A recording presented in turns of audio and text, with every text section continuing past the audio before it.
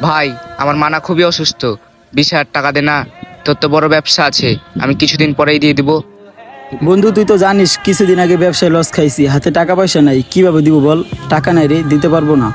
অনেক আশা নিয়ে এসেছি, তোর কাছে থাকলে দে না বন্ধু।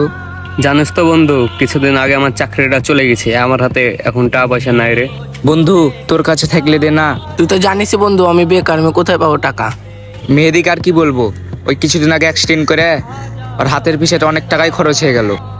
অনেক আশা নিয়ে এসেছিলাম তোদের কাছে, তাও তোরা ফিরিয়ে দিলি। এমন ভাবে কথাটা বললি যে আমাদের কাছে টাকা ধার দিয়ে রাখছিস। তাই তো, তোর জন্য কি আমরা টাকা নিয়ে বসে আছি? অন্য কোথাও যাই দেখতো ভাই, আমাদেরকে বিরক্ত করিস না। আমার কাছে টাকা নাই তো কি হয়েছে? তোর মা মানে আমারও মা।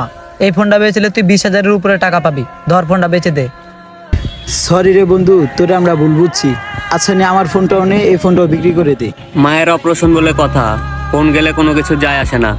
লে আমার ফোনটাও লে। লে বন্ধু আমারটাও লে।